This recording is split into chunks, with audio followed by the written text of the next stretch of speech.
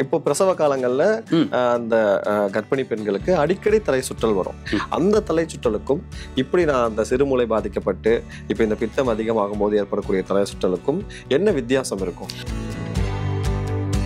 இந்த சித்த மருத்துவத்தில் சொல்லக்கூடிய பானங்கள் அப்படின்னாச்சுன்னா வெறும் தலை சுற்றலை மட்டும் சரிப்படுத்தாமல் அந்த முதல் 3 மாத காலங்களில் குழந்தைக்கு வர்றாங்க, எனக்கு ஒரு ரெமெடி கொடுங்க, இன்னைக்கு நான் இதை சாப்பிட்டு நாளைக்கு சரியாகணும்னு நினைக்கிறாங்க. அது இவங்க காலங்காலமாக உடம்ப கெடுத்துட்டு வருவாங்களாம். இப்போ என்ன அப்படின்னாச்சுன்னா ஜங்க் ஃபுட்ஸ் கேள்விப்பட்டிருக்கீங்க. ஆமா, தமிழ்ல குப்பை உணவுன்னு பேர். இன்னொன்று ரொம்ப முக்கியமாக நம்ம சொல்றது அப்படிங்கிறது ஜங்க் இன்ஃபர்மேஷன், குப்பை தகவல்கள்.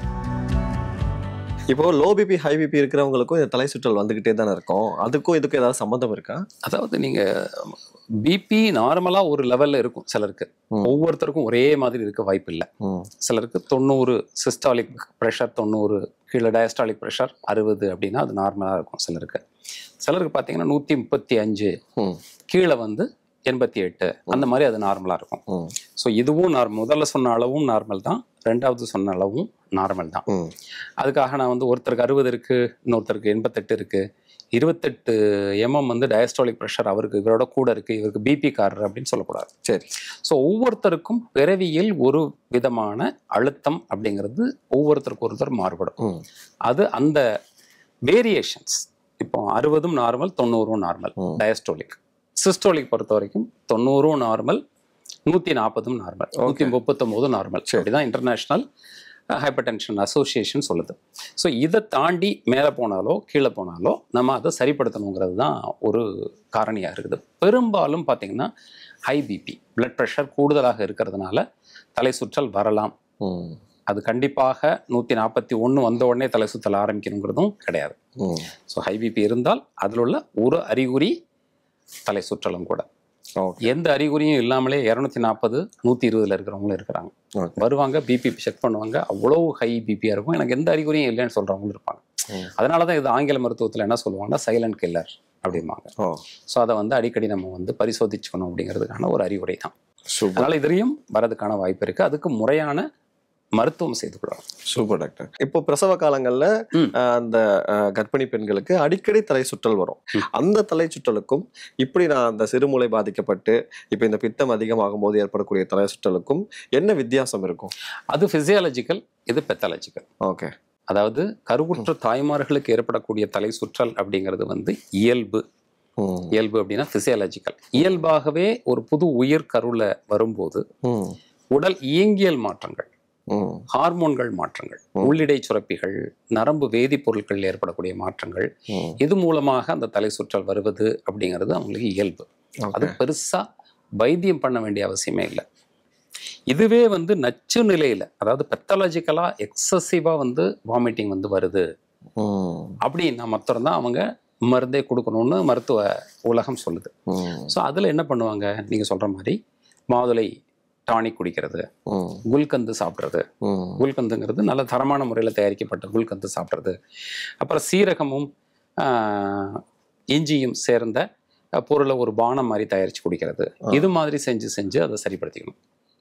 இந்த பானங்கள் காலகட்டத்தில் பிரசவகத்தில் முதல் 3 மாதங்கள், ஃபர்ஸ்ட் ட்ரைமஸ்டர், முதல் 3 மாதங்கள்ல சொல்லக்கூடிய பொருட்கள் மாதுளை, இஞ்சி, எலுமிச்சை தேர்ந்த ஒரு பானம் அந்த தலை சுற்றலை சரிப்படுத்தும். அது இயல்பு நிலையில இந்த மாதிரி பானங்கள் அறிவுறுத்தப்படக்கூடிய அந்த சித்த மருத்துவத்துல சொல்லக்கூடிய பானங்கள் அப்படின்னாச்சுன்னா வெறும் தலை சுற்றலை மட்டும் சரிப்படுத்தாமல் அந்த முதல் 3 மாத காலங்களில் குழந்தைக்கு என்னென்ன தேவையோ அதை நியூட்ரிஷன் சப்ளையாகவும் இருக்கும். மாதுளையில் இருக்கக்கூடிய நுண் ஊட்டச்சத்துக்கள் எல்லாமே குழந்தை மூளை வளர்ச்சிக்கு அவ்வளவு நல்லது. அதே மாதிரி எலுமிச்சை, இஞ்சி, தாமரை தண்டு கொடுக்க சொல்லுவாங்க. தாமரை தண்டு அப்படிங்கிறது இப்போ நவீன மருத்துவத்தில் முதல்ல போனோன்னா ஃபோலிக் ஆசிட் எழுதி கொடுத்துருவாங்க. ஆமாம். அப்போ தாமரை தண்டில் அதிக அளவில் ஃபோலிக் ஆசிட் இருக்கு. ஸோ அதை கொடுக்கும்போது இந்த மூளை இயக்கங்கள், நரம்புகளினுடைய உருவாக்கம், தசைகள் வலுவாகிறது, குழந்தைங்களுக்கு எலும்பு உருவாகிறதுக்கான வலுவாக உருவாக்குறதுக்கான வாய்ப்புகள் எல்லாத்தையும் இந்த வாந்தி தடுக்கக்கூடிய பொருட்கள் மூலமாகவே கொடுக்கறது தான் சித்த மருத்துவத்தினுடைய சிறப்பு. டாக்டர், ஒரு உதாரணம் என்னுடைய தோழியை பத்தி நான் சொல்லணும். இப்ப நம்ம தலை சுற்றல் பத்தி நிறைய விஷயங்கள் பேசியிருக்கோம். அதுல பாத்தீங்கன்னா என் தோழிக்கு வந்து அடிக்கடி தலை சுற்றல் இருக்கும்.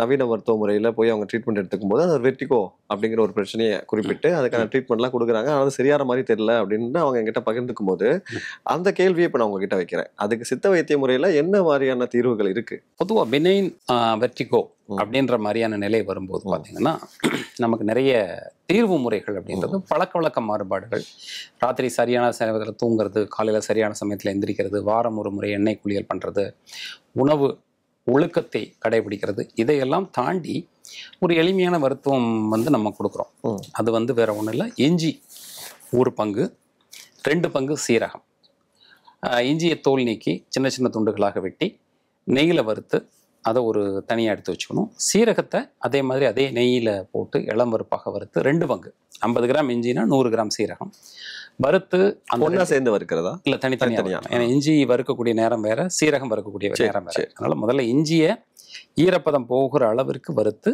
தனியாக எடுத்து உலர விடணும். அதுக்கப்புறம் சீரகத்தையும் நல்ல இளம் வறுப்பாக வறுத்து அதையும் நம்ம வந்து ரெடி பண்ணி வச்சுட்டு 2யும் சேர்த்து வெல்லம் சேர்த்து அரைச்சிட்டோம்னா இதுக்கு இஞ்சி ரசாயனம் அப்படின்னு பேர். இந்த இஞ்சி ரசாயனம் 1 தேக்கரண்டி காலையிலையும் 1 தேக்கரண்டி சாயங்காலமும் சாப்பிட்டு வந்தாச்சுன்னா இந்த தலை சுற்றல் நாளடைவில் குறையறதுக்கு. அது பவுடரா மாறிடுமா டாக்டர்? அது வந்து லேகியம் மாதிரி இருக்கும். வெல்லம், நெய், இஞ்சி எல்லாம் சேரும்போது ஒரு கொலகொலன்னு, ரொம்ப கொலகொலன்னு ஆகாது, ஒரு விதமாக ஒரு செமி சாலிட் ஸ்டேட், ஒரு கொலாய்டல் ஸ்டேட்ல இருக்கும். அந்த மாதிரி ஒரு நிலையில அதை எடுத்து நம்ம வந்து காலையிலையும் சாயங்காலமும் சாப்பிட்றது. அதுக்கப்புறம் எண்ணெய் குளியல்ல பண்றதுல ரொம்ப முக்கியமானது சீரகம் போட்டு காய்ச்சின எண்ணெயை தலைக்கு தேய்ச்சி குளிக்க சொல்லுவோம். இது அசை தைலம்னு பேர் தமிழ்ல. இதை என்ன டாக்டர்? நல்லெண்ணெய் தான்.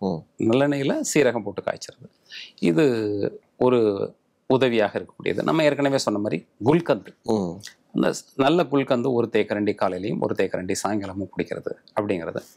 அதுக்கப்புறம் இஞ்சி சீரகம் போட்டு கொதிக்க வச்ச தண்ணீர், அது தேநீர் மாதிரி இருக்கிறதுல கொஞ்சம் ஆறின பிறகு எலுமிச்சை சாறும் தேனும் கலந்து குடிக்க சொல்லுவோம். இதுவும் உதவியாக இருக்கும்.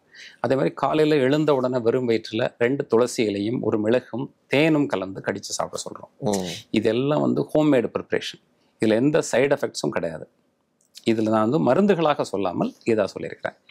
நாட்டு மருந்து கடைகளில், சித்த மருந்து கடைகளில் பாதுகாப்பாக பயன்படுத்தக்கூடிய பொருள்னு நம்ம எடுத்துட்டோம்னா, ஒன்று வந்து சீரக சூரணம், அது 1/4 தேக்கரண்டி அளவிற்கு நெய்யிலையோ தேன்லையோ கலந்து சாப்பிடலாம். 2வது மாதுளை மணப்பாகுன்னு சொல்லக்கூடிய ஒரு லிக்யூட், இதுவும் ஒரு 10 மில்லி அளவிற்கு தண்ணீரில் கலந்து காலையிலையும் மாலையிலையும் குடிக்கலாம். ஸோ இந்த மாதிரியான முறைகள் எல்லாமே கொஞ்சம் நாள் அடைவில் குறைக்கும். நீங்கள் சொன்ன அந்த தோழி அப்படிங்கிறது வந்து அவர்கள் எல்லா பரிசோதனையும் பண்ணி எந்த ஒரு பாதிப்பும் இல்லை, வெறும் பினைன் வெர்டிகோ அப்படிங்கிற மாதிரியான ஒரு நிலை இருந்ததுன்னா இந்த மாதிரி ஹோம் ரெமடியே போதுமானதாக இருக்கும். Super doctor. நான் இப்போ நீங்க உங்க கூட பேசும்போது எனக்கு உள்ளுக்குள்ள இப்போ ஒரு கேள்வி என்னன்னா, இப்போ ஒரு ஒரு ஒரு பிரச்சனை, அதுக்கான உணவு முறை இதெல்லாம் இருக்கு, இதெல்லாம் சாப்பிட்டுட்டு வந்தா சரியா போயிடும் நீங்க சொல்றீங்க இல்லையா? சோ இதெல்லாம் வழக்கமாவே நம்ம வாழ்க்கை உணவு முறைகளாவே தொடர்ந்து நம்ம சாப்பிட்டு இருக்கும் போது இந்த பிரச்சனைகளை வராம தடுக்க முடியும் தானே? ஆமா, நிச்சயமா. அதான் நம்ம பிரைமார்டியல் பிரிவென்ஷன் சொல்றோம். நம்ம பார்க்கக்கூடிய நேர்கள் வந்து இந்த மருத்துவத்துக்கான மருந்து பொருளாகத்தான் இந்த உணவு சொல்றாங்க. சோ இந்த பிரச்சனை இருந்தா தானே இதை நான் சாப்பிடணும்னு எடுத்துக்க கொள்ளக்கூடாது, அப்படிதானே? ஆமா, இது சாப்பிடலாம், குல்கந்தெல்லாம் ரெகுலரா சாப்பிடலாம், நீங்க துளசி டெய்லி வீட்டு முன்னாடி இருந்துச்சுன்னா எடுத்து பிச்சு சாப்பிடலாம். வாழ்வியலாகவே நம்ம இருக்கிற சில சொல்ற விஷயங்களை செய்யும் போது இந்த வெர்டிகோ மட்டும் இல்லாம வேற சில வியாதிகளை வராம தடுக்க முடியும். ஆனா இன்னைக்கு உள்ள பிரச்சனை, சமூகத்துல இருக்கக்கூடிய பிரச்சனையை நம்ம சொல்லி ஆகணும். நீங்க கேட்ட கேள்வியில இருந்து ஒரு விளக்கத்தையும் நான் சொல்லி ஆகணும். என்ன அப்படின்னாச்சுன்னா, வர்றாங்க, எனக்கு ஒரு ரெமெடி கொடுங்க, இன்னைக்கு நான் இதை சாப்பிட்டு நாளைக்கு சரியாகணும்னு நினைக்கிறேன். அது இவங்க வந்து காலங்காலமா உடம்ப கெடுத்துட்டு வருவாங்களாம். நம்ம ஒரு மருந்து கொடுத்து அவங்கள நாளைக்கு சரி பண்ணுவோம். எப்படி முடியும்? எதுக்காக இது சொல்றேன் அப்படின்னாச்சுன்னா, வாழ்வியல் மாற்றம் அப்படிங்கிறது ஒரு நாள்ல நடக்காது. நீங்க வாரம் எண்ணெய் குளிக்கணும், 4 மாதத்துக்கு ஒரு அடர் 4 மதிக்கு ஒரு கால் பேதி உரை செல்வம் சும்மா சொல்லி வைக்கல அவங்க. 4 மாசத்துக்கு ஒரு தடவை பேதி மருந்து எடுத்துக்கணும். தினமும் காலையில இஞ்சி, கடம்பகல் சுக்கு, மாலையில் கிடக்க எத்தனையோ தடவை எபிசோட்ஸ் நம்ம பேச கண்டிப்பா அதை பயன்படுத்தணும். இது மாதிரி ஏதாவது ஒரு முறையை, இது நான் வந்து என் உடல் நலத்துக்காக இன்னைக்கு நான் செய்யறேன் அப்படின்னு எத்தனை பேர் செய்யறாங்க? கன்சிஸ்டன்டா செஞ்சுட்டே இருந்தா, ஆமா, நான் வந்து சிலர் இன்னொரு குரூப் இருக்காங்க ஆர்வ கோளாறுகள்ல என்ன பண்ணுவாங்க, அதுல பார்த்துட்டு சொல்றது, இதை பார்த்து உடனே செய்யறதுன்னு சொல்லிட்டு கடபடபடன்னு எல்லாம் 10 நாளைக்கு எல்லாம் ரெடி பண்ணி வச்சுட்டு 10 நான் ஒரு நாள் செய்வாங்க. எபிசோட்ல சொன்னேன், ஞாபகம் இருக்கா? அந்த செம்பு பாத்திரத்துல எலுமிச்சை கலந்து தண்ணியை ஊத்தி அது நீல நேரத்துல வந்து அதை சாப்பிட்டு கார்த்தி இன்னும் கொஞ்சம் விட்டுருந்தீங்கன்னா உங்க உயிரே போயிருக்கும் நீங்க பயமுறுத்துனீங்க. சோ அந்த எபிசோட்ல நிறைய பேர் அதை வந்து அவார் ஆனாங்க. கண்டிப்பா, அந்த மாதிரி பண்ணக்கூடாதுன்னு சொல்லிட்டு நிறைய பேர் எனக்கே கால் பண்ணி கேட்டாங்க, உண்மை. என்ன கார்த்தி இப்படி பண்ணிருக்கியே அப்படின்னு சொல்லி கேட்டாங்க. அது மாதிரி ஆர்வ கோளாறுல பண்ற நிறைய தவறுகள் நீங்க சொல்றீங்க. நிறைய விஷயங்கள் இருக்கு. அதனால நிறைய செஞ்சுட்டு இதுல 2 விஷயம் ஒண்ணு பார்க்கணும். ஒண்ணு வந்து ஆர்வ கோளாறுல தவறா செய்யறது, இன்னொன்னு வந்து ஆர்வ கோளாறுல நல்ல நல்ல பொருட்களா ரெடி பண்ணி 10 நாள் பின்பற்றிட்டு 11ஆம் நாள்ல இருந்து செய்யாம அதெல்லாம் குப்பைக்கு போகும். ஸோ 2மே தவறு. இப்ப என்ன அப்படின்னாச்சுன்னா ஜங்க் ஃபுட்ஸ் கேள்விப்பட்டிருக்கீங்க. ஆமா. இதுக்கு தமிழ்ல வந்து குப்பை உணவுன்னு பேரு. இது குப்பை உணவு எதை கெடுக்குறது அப்படின்னாச்சுன்னா உடலை கெடுக்குது. உடலை, தசையை, எலும்பை, வயிறை எல்லாம் கெடுக்குது. இன்னொன்று வந்து ரொம்ப முக்கியமா நம்ம சொல்றது அப்படிங்கிறது வந்து ஜங்க் இன்ஃபர்மேஷன், குப்பை தகவல்கள். ஓகே. குப்பை தகவல்கள் தான் இன்னைக்கு நிறைய இருக்குதுங்க. ஓகே. இதை வடிகட்டிட்டு நம்ம கொடுக்கணும். இப்ப நம்ம பேசுறோம், ஒரு நடனம் சார்ந்து சில விஷயங்கள் பேசுறோம், இது ப்ரமோஷனல் வீடியோ கிடையாது. கண்டிப்பா வந்து இதனால உங்களுக்கோ எனக்கோ எந்த நன்மையும் கிடையாது. அவேர்னஸ் கொடுக்கணும், அதோட நம்ம வெளியில வந்துடும். இதை தாண்டி என்ன நடக்குது அப்படின்னாச்சுன்னா, இதை தன்னை முன்னிலைப்படுத்துறதுக்காக செய்யக்கூடிய விஷயங்கள்னால தவறான தகவல்கள் ஊடகத்தின் மூலமாக சமூகத்துல கொட்டி கிடக்குது. இதுல எதுக்கு பயன்படுத்துறோம் இந்த பொருளை, இது எவ்வாறு பயன்படுத்தணும், எந்த அளவு பயன்படுத்தணும், அதெல்லாமே தெரியாம பயன்படுத்துறதுனால அதனாலேயே தலை சுற்றல் வருங்க. ஜங்க் இன்ஃபர்மேஷன் அதுவே தலை சுற்றலை உண்டாகும். ஸோ இதெல்லாம் நம்ம எச்சரிக்கையா இருக்க வேண்டியது நம்மளுடைய கடமைங்க. Super doctor. தலை சுற்றல் அப்படிங்கிறது ரொம்ப சாதாரணமாக யாரும் கடந்து போயிட மாட்டாங்க. நிறைய பேர் பயத்தில் தான் இருப்பாங்க. ஸோ அப்படி பயப்பட வேண்டாம், இந்த மாதிரி விஷயங்கள்லாம் இருக்குது, பார்த்து பத்திரமா இருங்க அப்படின்னு நீங்கள் சொல்லியிருக்கீங்க. Thank you so much doctor. நன்றி, வணக்கம்.